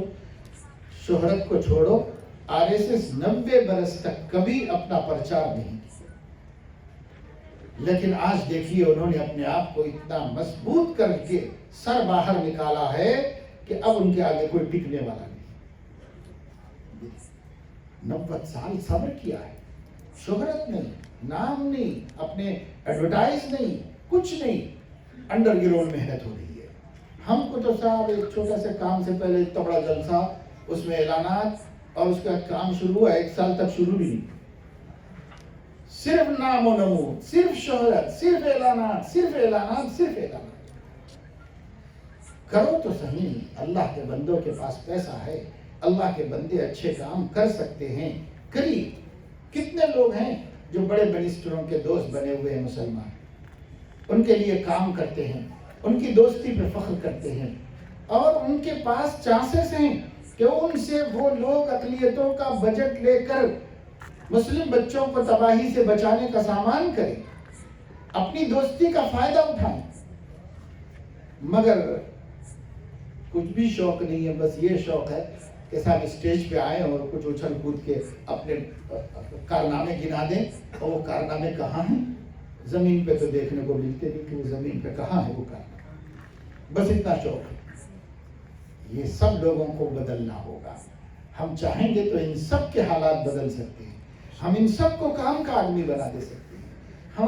ہم دیش میں رہتے ہیں، ہمیں سب سے تعلقات رکھنا ہے، اور جس کو جو ہم فائدہ پہنچا سکتے ہیں پہنچانا ہے، اور جس سے جو ہم فائدہ اٹھا سکتے ہیں اٹھانا ہے۔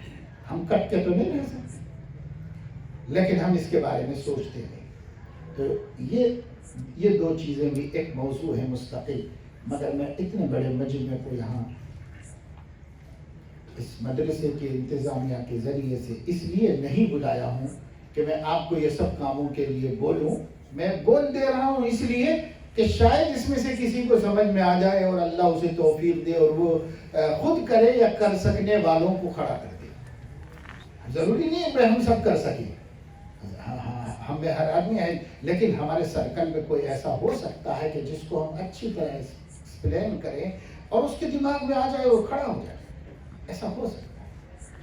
دیکھیں، میں نے ایک دن بھی اسکول نہیں پڑھا، میں جس زمانے میں پڑھا ہوں اس زمانے میں تو ہمارے ماحول کے اندر اسکول کی تعلیم جانتے ہی نہیں تھے، ہم نے صرف دین کی تعلیم حاصل کی۔ میں اگر اسکول کھولنا چاہوں تو نہیں کھول سکتا، میں اگر بچوں کی اسکول ایجوکیشن کے لیے کوشش کرنا چاہوں تو نہیں کر سکتا، لیکن میں نے ایک تاجر سے کہا کہ آپ کے بچے پڑھ کے، ہمارے بچے پڑھ کے آ رہے ہیں، ہم ان کے لیے ایک مدرسہ کھولنا چاہتے ہیں۔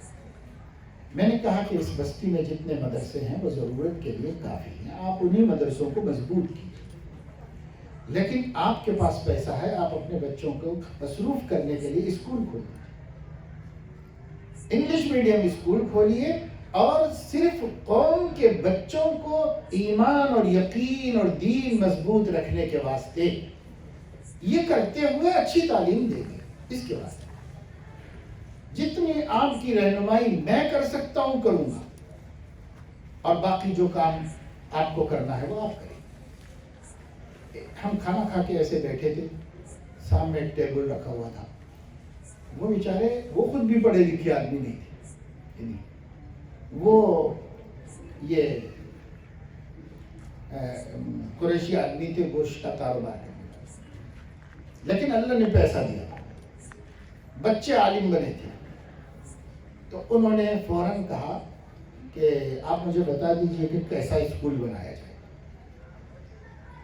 ہم نے اس کو لائک کیا، اور وہاں پینسل کاغذ رکھا ہوا تھا، اس کے اوپر ایک نقشہ بنایا، ایسا ہونا چاہیے، یہاں یہ ہونا چاہیے، یہاں یہ ہونا چاہیے، یہاں یہ ہونا چاہیے۔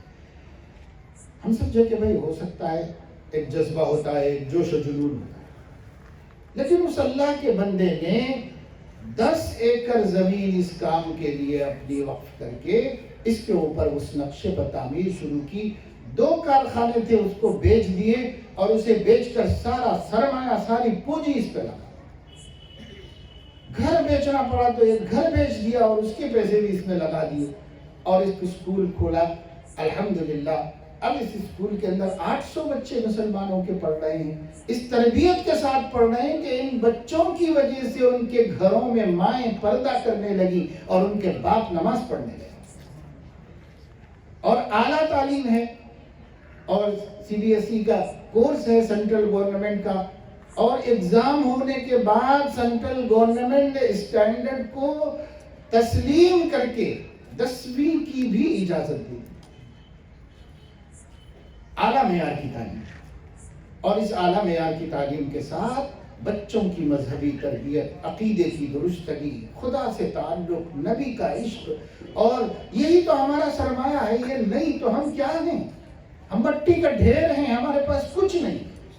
ہم ذلیل کتوں سے بدتر ہیں اگر ہمارے دل میں اللہ کی معرفت اور نبی کی محبت نہیں. کیا ہیں ہم؟ مردار ہیں اور کوئی حیثیت نہیں. اگر ہماری کوئی عزت ہے تو ان دو چیزوں کی وجہ سے ہے، خدا کی معرفت اور نبی کی محبت. یہ نہیں ہمارے پاس تو پھر کیا ہے؟ کیا سکھا رہے آپ بچوں کو؟ دولت مند بنائیں، کروڑپتی بنائیں، اسٹیٹس کے ویزے لگ جائیں، امریکہ میں ویل سیٹل ہو جائیں، وہاں پر بڑے بڑے سودی بلڈنگیں لے کر، سودی کاریں لے کر عیش کر رہے ہوں، اور اس کی فوٹویں آپ لوگوں کو دکھاتے پھریں کہ میرا بچہ ہے، یہ شکاگو میں ہے، اور یہ نیو یارک میں ہے، اور یہ کینیڈا میں ہے، اور دیکھیے کیسا بنگلہ ہے، اور کیسی کار ہے، اور کیا شان ہے اس کی. کیا مرنے کے بعد کام آئے گی؟ جو آہنگ رفتن کند جانے پاک، چھ بر تخت مردن چھ بر ہوئے خاک. ایک فارسی کے شاعر کہہ رہے ہیں جب جان نکل جائے گی اس جسم سے تو تخت شاہی پر مرنا اور فٹ پاتھ پہ مرنا برابر ہے، کیونکہ دونوں کو 2 گز زمین اور 2 گز کفن کے علاوہ کچھ نہیں ملنے والا ہے، چاہے بادشاہ کیوں نہ. سلطان عبداللہ سعودی عرب میں مرے تو کیا کیا گیا؟ سوائے 2 گز کفن کے، سوائے 2 گز زمین کے کیا ملا ان کو؟ پورے سعودی عرب کے سونے کے خزانوں کے مالک تھے، آئلز کے مالک تھے، اور پیٹرول کے مالک تھے. کیا ملا؟ کچھ بھی نہیں ملا. ایک بادشاہ تھا جس کا نام سکندر ہے. سکندر فاتح عالم کہتے ہیں، تاریخ میں مشہور ہے. سکندر فاتح عالم، یعنی اس بادشاہ نے ایک ملک، دوسرا ملک، تیسرا ملک فتح کرنا شروع کیا. اس زمانے میں ملکوں کو فتح کرتے تھے اپنی قوت سے، اپنی فوج سے، اپنی طاقت سے. کرتے کرتے کرتے کرتے پورے ورلڈ کو فتح کر دیا، پورے ورلڈ کو. تاریخ گواہ ہے کہ ہندوستان بھی اس نے فتح کیا، چائنا بھی فتح کیا. اور جب چائنا سے واپس جا رہا تھا تو رستے میں موت آ گئی. تو موت سے پہلے اس نے وصیت کی کہ جب میرا جنازہ لے کے جاؤ تو میرے 2 ہاتھ پلنگ سے نیچے لٹکا دو. اندر رہتے ہیں، اوپر رکھتے ہیں، پلنگ لے کے جاتے ہیں. پہلے پلنگوں پہ لے کے جاتے تھے، کھلے جنازے جاتے. تو جنازہ میرا لے کر جاؤ تو میرے ہاتھ جو ہے ادھر نیچے لٹکا دو، ایسا کہ سب ساتھ چلنے والوں کو نظر آئے. بادشاہ کا جنازہ تھا، ہزاروں لوگ اس کے ساتھ جانے والے تھے. پوچھا گیا ایسا کیوں؟ تو کہا کہ دنیا دیکھ لے کہ پوری دنیا فتح کر کے دنیا سے 1 کوڑی بھی لے کے نہیں جا رہا ہے، 2 ہاتھ بھی خالی. اس ہاتھ میں بھی کچھ نہیں ہے، اس ہاتھ میں بھی کچھ، دونوں ہاتھ خالی جا رہا ہے. آپ کی اولاد کو کچھ بھی بنا دیں، کروڑپتی بنا دو، ارب پتی بنا دو، دنیا کے 10 ٹاپرز دولت مند بنا دو، لیکن اگر دین نہیں دیا تو پھر میرے دوستوں دونوں ہاتھ خالی ہیں، تو کچھ بھی نہیں. اس دنیا سے آدمی دنیا نہیں لے کے جاتا، اس دنیا سے آدمی اعمال لے کے جاتا ہے، قرآن کی تلاوت لے کے جاتا ہے، نمازوں کی پابندی لے کے جاتا ہے، روزے لے کے جاتا ہے، حج اور عمرہ لے کے جاتا ہے، خیرات لے کے جاتا ہے، انسانیت کی خدمت اور غریبوں کی دعائیں لے کے جاتا ہے. وہی نہیں ہے اس کے پاس تو اس کے کروڑوں اربوں خربوں یہیں چھوڑ کے جانا ہے. اڈانی مرے گا تو کیا لے جائے گا؟ امبانی مرے گا تو کیا لے جائے گا؟ پریم عظیم پریم جی مریں گے تو کیا لے کے جائیں گے؟ ٹاٹا برلا کیا لے کے جاتے ہیں دنیا سے؟ کون کیا لے کے جاتا ہے؟ کوئی کچھ لے کے نہیں جاتا. سب ان کے ہاتھوں بس لے جا کے آگ کے حوالے کر دیے جاتے ہیں اور جلا کر راکھ کر دیے جاتے ہیں. اور جس کو جلایا جا رہا ہو اس کو کیا دیا جائے گا؟ اس کی ہاتھ کی گھڑیاں بھی اتار لی جاتی ہیں، اس کی انگلیوں کی انگوٹھیاں بھی اتار لی جاتی ہیں، اس کی ہر چیز نکال دی جاتی ہے. تو جو چیز لے کے نہیں جا سکتا آخرت میں، اس کے لیے تو ہم پوری زندگی اپنی اولاد کے پیچھے لگا رہے، اور جس کو ضرورت ان کو ہے آخرت کے سفر میں وہ کچھ بھی تیاری نہیں کریں، کچھ بھی نہیں کریں. کیا فائدہ ہوگا؟ ایک بہت بڑے عالم دین ہیں، اس وقت بھی ہیں دنیا میں، حضرت شیخ الاسلام مولانا تقی عثمانی صاحب دامت برکاتہ. ابھی حیات ہیں، زندہ ہیں، اللہ ان کی عمر میں برکت عطا فرمائے. پورے ورلڈ کی بڑی بڑی تنظیموں میں ممبر ہیں. علم اللہ نے بہت دیا، محدث ہیں، فقیہ ہیں اپنے زمانے کے، چیف جسٹس بھی رہے پڑوس کے ملک میں. وہ فرماتے ہیں کہ ایک صاحب میرے پاس آئے، نماز کے بعد ملے، اپنے بچے سے ملاقات کریں. خوب روح، بلند قامت، نوجوان بچہ تھا.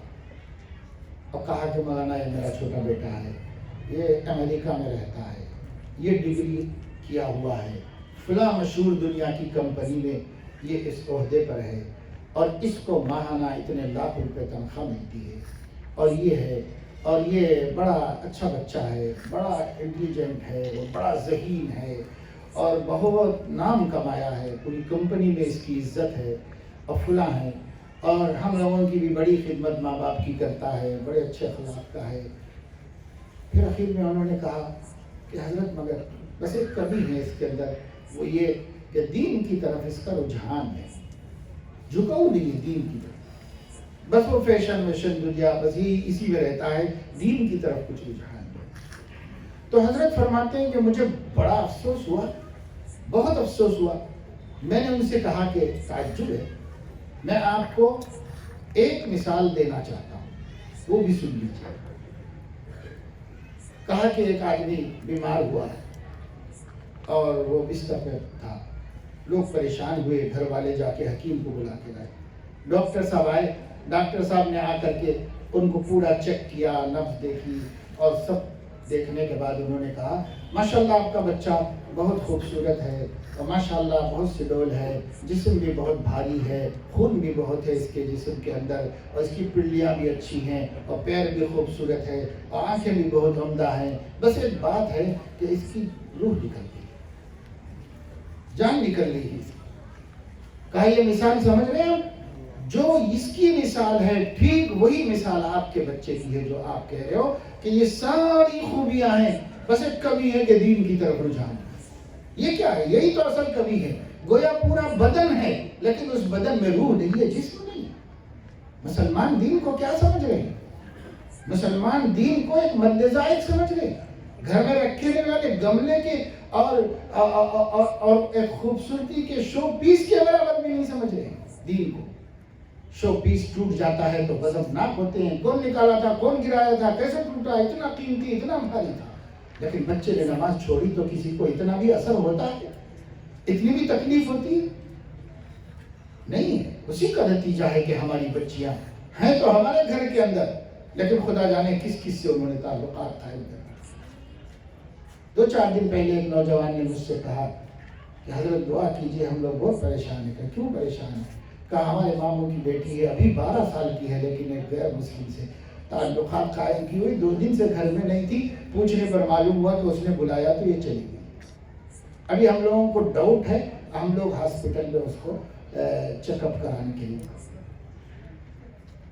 12 سال کی بچی، یہ ہمارا گھرانہ ہے، یہ محمد رسول اللہ صلی اللہ علیہ وسلم کی امت کا گھرانہ ہے. ارے وہ کتنے قانون بناتے ہیں، ان کو بنا لینے دو. ان قانونوں سے نہیں مسئلہ حل ہونے والا ہے. وہ قانون تو صرف مسلمانوں کے جی جلانے کے واسطے ہے، ان کو بھی ہمدردی نہیں ہے کسی سے. وہ قانون صرف آپ کا جی جلانے کے واسطے بنا رہے ہیں. حقیقت یہ ہے کہ جب تک ہم اپنے بچوں کو تہذیب نہیں سکھائیں گے، اور وہ بھی اپنی بچیوں کو تہذیب اور اخلاق اور آداب نہیں سکھائیں گے، تب تک کوئی قانون ان تعلقات کو روکنے والا نہیں. ان عقل مندوں کو چاہیے کہ وہ ایسا قانون بنائیں کہ ہر قوم اپنے بچیوں کو گھر کے اندر اپنا دین سکھائے، اپنے اخلاق سکھائے. اگر وہ سکھائیں گے تو خود بخود یہ قصے نہیں ہوں گے. جس زمانے میں بچیوں کو حیا سکھائی جاتی تھی، ہوتے تھے کیا ایسے قصے؟ ہوتے نہیں تھے. اب نہیں سکھاتے ہیں تو وہ اپنے بچیوں کو ان کو بھی سکھانا پڑے گا، اور ہمیں اپنے بچیوں کو سکھانا پڑے گا. کسی قانون سے یہ مصیبت ختم ہونے والی نہیں ہے، یہ صرف اپنے دین کو سکھانے سے ختم ہے. لیکن اس کا علم نہیں دیا جا رہا، سکھایا ہی نہیں جا رہا، تعلیم ہی نہیں دی جا رہی. تو اس لیے میرے دوستوں اور بزرگوں، اس پروگرام کا مقصد، حالانکہ یہ پروگرام طے ہو جانے کے بعد اب کچھ ایسی خبریں آئیں کہ جو ہے کچھ خاص حالات کی وجہ سے کرسمس کے پروگراموں کو بھی پرمیشن نہ دیا جائے، نیو ایئر کے پروگراموں کو بھی جمع ہونے کا پرمیشن نہ دیا جائے، ایسی باتیں آئی ہیں۔ لیکن یہ 10-12 دن پہلے طے ہو کر اعلان ہو چکا تھا۔ ہم نے کہا کہ بھئی ہم مختصر سی بات آپ کے سامنے کر دیں گے، تاکہ یہ مسئلہ بھی بڑا سیریس ہے اور اس وقت بہت اہم مسئلہ ہے۔ اس واسطے میں صرف تفصیل میں دے رہے آپ سے اتنا کہوں گا کہ جو نیشنل ایجوکیشن پالیسی آنے والی ہے، آ چکی ہے، آرڈیننس پاس ہو گئے ہیں اور اس کے لیے سلیبس بھی تیار ہو رہا ہے اور بہت سی چیزیں ہیں، اس میں کچھ خوبیاں ہیں، کچھ خامیاں ہیں۔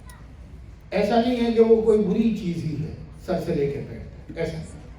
اس میں بہت سی اچھائیاں ہیں، بہت کچھ اچھا سوچا گیا ہے، بہت کچھ خرابیاں ہیں، اس میں ملک کا نقصان بھی ہے، قوم کا نقصان بھی ہے۔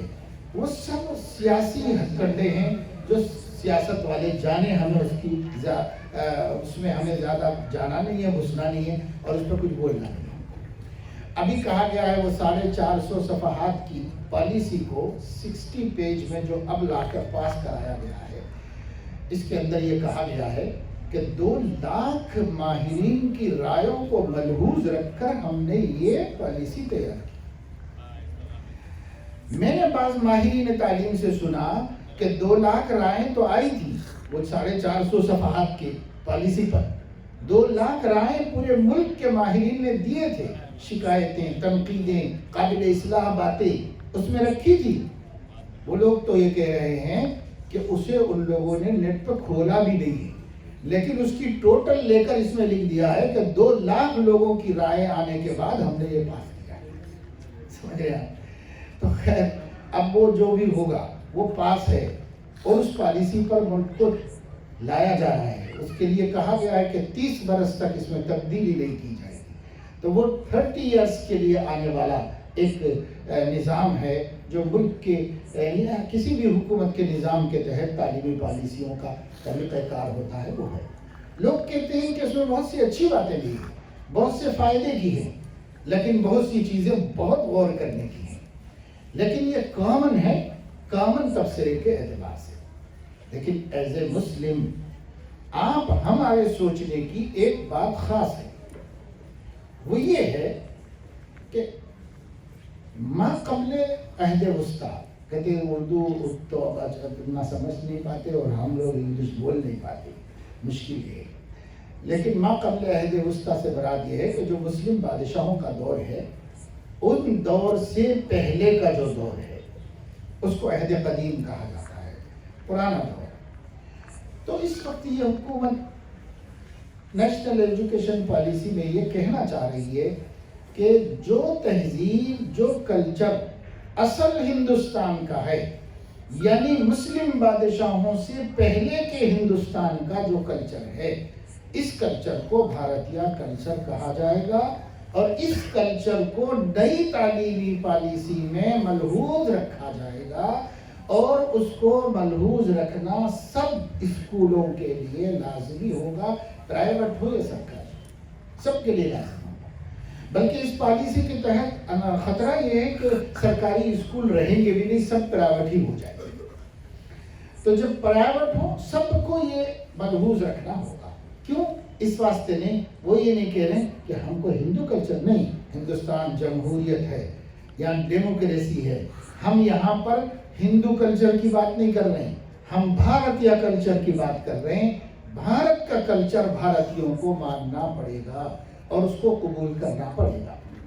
تو خیر ٹھیک ہے، یہ بات اس طریقے سے، اس سادگی سے کہہ دی گئی ہے کہ اس کے انکار کے لیے راستہ نہیں رکھا انہوں نے۔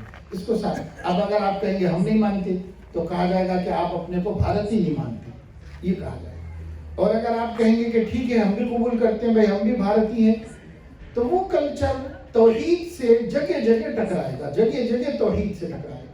اور ہمارے مذہب کی بنیاد عقیدہ توحید پر ہے، ہم اگر اس میں ڈھیلے پڑے تو سرے سے ہمارے دین کی بلڈنگ ہی گر جائے۔ تو سب سے زیادہ مشکل پیش آ رہی ہے ہم کو اور اقوام کو، چونکہ یہ مسئلہ نہیں ہے تو اس لیے وہ صرف خوبیوں ہی کو دیکھ رہے ہیں کہ وہ پالیسی میں خوبیاں کیا ہیں، وہ اسی کو دیکھ رہے ہیں۔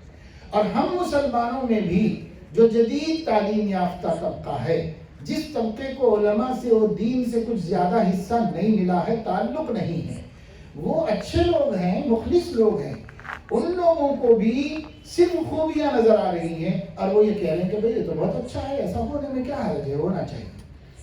مگر یہ کہ جو لوگ مذہب کی روح کو جانتے ہیں وہ سمجھتے ہیں کہ اگر یہ کلچر کی بات ٹکرا سکتی ہے اس ملک میں تو صرف مسلمان سے ٹکرا سکتی ہے اور کسی سے۔ اس لیے مسلمانوں کے بچوں کو ایسا تو نہیں ہو سکے گا کہ ہم نہیں پڑھائیں، اور ایسا بھی نہیں ہو سکے گا کہ ہم پڑھا لیں اور اس کو فالو نہ کریں، یہ بھی نہیں ہو سکے گا، کیونکہ جو بھی اسکول کھولے گا اس نئی پالیسی میں پرمیشن کو آسان کر دیا گیا ہے۔ اس کا انہوں نے نام رکھا ہے لائٹ اینڈ ٹائٹ۔ بہت آسانی سے اسکول کھولنے کے وسائل دیے جائیں گے اور جو مشکلات اب تک تھی وہ ختم کر دی جائیں گی۔ بہت آسانی سے اسکول کھولے جا سکتے ہیں، لیکن ٹائٹ یہ ہوگا کہ جو انہوں نے تصور تعلیم دیا ہے اس کے خلاف کرنے کی اجازت ہے۔ تو اس طرح یہ ٹائٹ بھی ہوگا اور لائٹ بھی ہوگا۔ تو اسکول کھلیں گے، پڑھیں گے، ہمارے بچوں کو بھی پڑھنا ہے، اور ہمارے بچوں کو چاہے آپ کھول لیں تب بھی یہی پڑھانا ہے اور یہی طریقے سے پڑھانا ہے۔ تب کیا ہوگا؟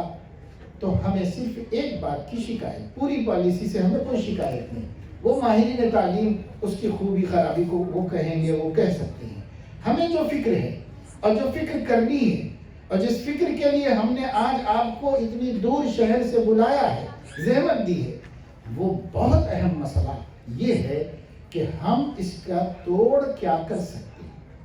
ہم اسے روک نہیں سکتے، ہمیں بھی قبول کرنا پڑے گا بھارت کے شہری ہونے کی حیثیت سے، ہمیں بھی قبول کرنا پڑے گا، لیکن اس کے اس ضرر کو جو ہمارے عقیدہ توحید کو متاثر کرنے والا ضرر ہے، اس ضرر سے اپنی نسلوں کو کیسے بچائیں۔ نہیں بچاتے ہیں تو پھر اس کے لیے تیار ہونا ہوگا کہ ہمارے بچوں کے جو عقیدے ہوں گے ان عقیدوں میں توحید و شرک کا کوئی فرق نہیں، کوئی فرق باقی نہیں رہے گا کہ وہ توحید پہ ہیں یا شرک پہ ہیں، آپ نہیں بتا سکتے۔ اور ظاہر ہے کہ اللہ ایسے عقیدے کو قبول نہیں کرے گا، اللہ ان کو شرک میں ہی شمار کرے گا۔ تو کیا اپنی نسلوں کو ہم کھو دیں گے؟ کیا ہم اپنی اولاد کو ضائع کر لیں گے؟ تو متبادل ہمارے پاس کیا ہے؟ اس کو سوچنا ہے۔ اور میرے دوستو، وہ متبادل یہی ہے جو میں نے شروع میں بات کی تھی، مکتب قائم کرو، مضبوط مکتب، بہترین مکاتب قائم کیجیے۔ ہمارے بچے، بچیاں، چھوٹے بچے، چھوٹی بچیاں، وہ 1 گھنٹہ 1.5 گھنٹہ روزانہ کمپلسری مکتب کے لیے دیں۔ ماں باپ اپنی فکروں سے بھیجیں، ماں باپ اپنی فکروں سے مکاتب قائم کریں، اور مکاتب بھی ذمہ دار علماء کے ذریعے سے کروائیں، یعنی ان کی نگرانی میں چلیں۔ اور جو لوگ مکاتب چلانے والے ہیں ان کی خود ٹریننگ کی جائے کہ وہ کس مقصد کے لیے مکتب چلانا ہے اور کیا بچوں میں پیدا کرنا ہے، اس کی ٹریننگ ان کو دی جائے، اور اس کے بعد ایک منظم، بامقصد، پر اثر مکاتب کا نظام قائم کیا جائے۔ پورے شہر کھمم میں کھمم والے کرے، یہ ایسا بستی بستی مکتب، گلی گلی مکتب ہو، کوئی ایک بچہ بھی نہ ہو، اور ایسا امپاسبل نہیں ہے، پاسبل ہے۔ کیرالہ کے اندر کتنی ہی مسلم بستیاں ایسی ہیں جہاں اگر کوئی جا کے دیکھنا چاہے تو دیکھ لے، کوئی ایک بچہ، ایک گھر ایسا نہیں ملے گا جس کا بچہ اسکول کو تو جاتا ہو اور مکتب نہ جاتا ہو، ایسا نہیں۔ اگر وہ اسکول جا سکتا ہے تو مکتب کمپلسری جانا ہے۔ جب اسکول میں شریک کریں گے یہاں بھی شریک کریں گے، لازماً دونوں جگہ جانا پڑے، یہ کمپلسری ہے۔ یہ صرف ہمارے ہاں ایک جگہ پر کوشش ایسی ہے کہ اللہ کے بھی سب علاقوں میں نہیں، بعض ڈسٹرکٹس میں ایسا۔ اور اسرائیل جو یہودیوں کی ریاست ہے، ان کا ملک ہے، کنٹری ہے، اسرائیل میں ان کی قوم کے تمام بچوں کو 100% اسٹوڈنٹ کو کمپلسری طور پر اسکول ایجوکیشن کے ٹائمنگ میں سے 35% ٹائم تورات پڑھنے کے لیے دینا پڑتا ہے. وہاں کے وزیر تعلیم کے ایک انٹرویو میں نے سنا ہر بچے کو دینا پڑتا ہے، پرائیویٹ اسکول ہو یا سرکاری اسکول ہو، تورات پڑھنے سے پہلے تعلیم نہیں دی جاتی. تورات پڑھنا کمپلسری ہے. کیوں؟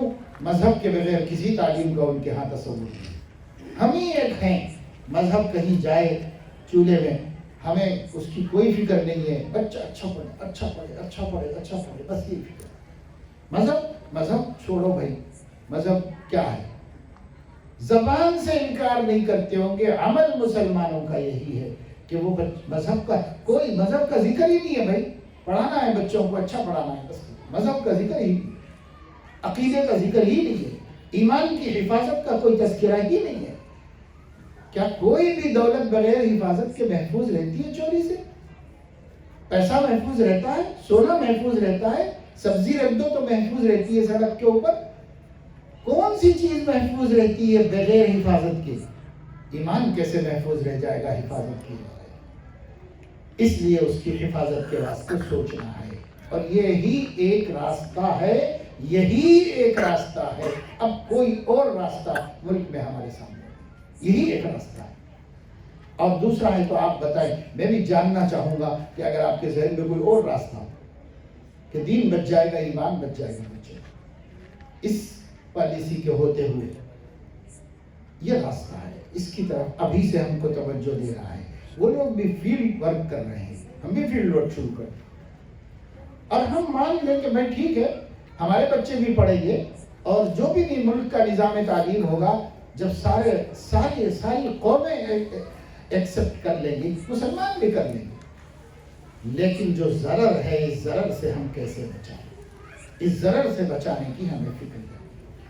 وہاں کوشش یہ کی گئی ہے ماحول ایسا بنایا جائے کہ اس ماحول میں جیسے عیسائیوں نے ذہن بدل دیے ہندوستانی اقوام کے، اب وہ مسلمانوں کے اور ہندوستان کے تمام اقوام کے ذہن ایک بنا دینا چاہتے ہیں. سب کا ذہن ایک سوچے، سب کا کلچر ایک ہو، سب کی سوچ ایک ہو، سب کے خیالات ایک ہو. اس کی کوشش کی جا رہی ہے. تو اس کے بارے میں ہمیں بہت غور کرنے کی ضرورت ہے. یہ کسی کی مخالفت نہیں ہے، اور یہ اپنے تحفظ کی فکر ہے، اپنے تحفظ کی. بھائی ہمیں اپنے دین کی حفاظت کا حق ہمارے آئین نے دیا. اس ملک کے ہر مذہب والے کو اپنے مذہب کی حفاظت کا حق دیا گیا ہے، اور اس مذہب کی تبلیغ کا بھی حق دیا گیا ہے.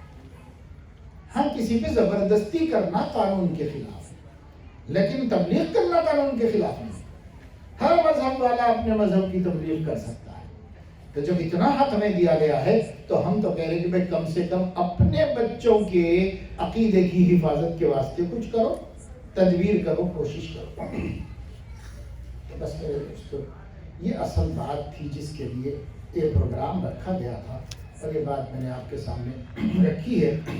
اور میں اس کو بہت اب لمبا نہیں کرنا چاہتا. میں نے جتنی بات آپ کے سامنے کی، اور بھی بہت کچھ باتیں ہیں جو آپ کے سامنے رکھنے کی ہیں، شیئر کرنے کی ہیں، جو ہمارے سامنے تجربے ہیں، جو ہمارے سامنے حالات ہیں، اور جو ہمارے سامنے فیوچر ہے، وہ آپ کے سامنے رکھنا ہے. لیکن اب موقع نہیں ہے، اور ان دنوں مناسب بھی نہیں ہے کوئی بہت لمبا پروگرام کرنا. اس وقت اتنا ہی پروگرام کافی ہے، اور اتنی ہی باتیں اگر میں اپنا درد دل آپ کے سامنے صحیح طریقے سے رکھ سکا ہوں اور آپ اس کو کچھ سمجھ سکے ہیں تو انشاءاللہ یہ بہت کافی ہے. تو اس سلسلے میں کیا آپ لوگ اپنی اپنی بستیوں میں صحیح ڈھنگ کے مکاتب کے قیام کی فکر کریں؟ اللہ توفیق دے، اور اللہ پاک اس ارادے میں برکت نصیب فرمائے، اور ہم بہت جلد دیکھ لیں کہ ہمارے بچے سب کے سب اپنے مذہب کی تعلیم سے غافل نہیں ہیں، دور نہیں ہیں. اور خوب پڑھاؤ، اچھا پڑھاؤ، بڑے سے بڑے قابل بچے بناؤ. اپنے پورے ورلڈ میں الحمدللہ مسلمان، پورے امریکہ میں ٹیکنالوجی کے اندر مسلمانوں کا ایک اونچا مقام ہے. مسلم بچوں نے نام کمایا ہے. اس ملک میں مسلم بچوں نے کیا سے کیا کیا ہے، لیکن میڈیا متعصب ہے اس لیے مسلم بچوں کو ہائی لائٹ نہیں کرتا. مسلم بچے بچیاں ایک سے ایک ذہین ہیں. اب پڑھاؤ، قابل بناؤ، ہم اس سے بالکل اختلاف نہیں رکھتے، لیکن ہماری بات یہ ہے ایمان بچاتے ہوئے کرو جو کرنا ہے. نبی کی روح تڑپے نہیں، ان کے روح کو سکون ملے اپنی امت کے حالات سے. ہفتے میں 2 مرتبہ نبی پر امت کے حالات پیش کیے جاتے ہیں. کیا بیتتی ہوگی رحمت للعالمین کی رحم دلی کے اوپر. اس کی فکر ہمیں کرنا ہے، کریں گے انشاءاللہ. اللہ مجھے آپ کو سب کو توفیق عمل نصیب فرمائے. اگر آپ نے میری بات سمجھ لی ہے، ہمارا یہ سفر الحمدللہ صبح سے اٹھ کے مسلسل کام میں ہوں، پڑھا کے نکلا ہوں، اور پھر راستے میں کچھ اور کام تھے وہ کرتے ہوئے یہاں آیا ہوں، اور اس وقت تک میں مسلسل کام ہی کر رہا ہوں صبح سے آپ کے سامنے. رات میں بھی 12 بجے تک ایک جگہ اسی عنوان پر حیدرآباد میں لوگوں کو جوڑ کے، علماء کو جوڑ کے ان کے سامنے فکریں رکھی گئی تھی، اور جگہ جگہ علماء کو جوڑا جا رہا ہے. یہاں آپ سب کو جوڑا گیا، اس میں عوام بھی ہیں، علماء بھی ہیں، حفاظ بھی ہیں، قرآن تھوڑا پڑھ کے چھوڑنے والے بھی ہیں، مدرسے میں کچھ دن پڑھے تھے، تجوید آتی ہے وہ بھی ہیں. ایسے سب لوگ طے کریں کہ مجھے کچھ کرنا ہے اپنے حبیب کی امت کے واسطے. سب کریں. اللہ توفیق نصیب فرمائے. آمین. وآخر دعوانا الحمدللہ.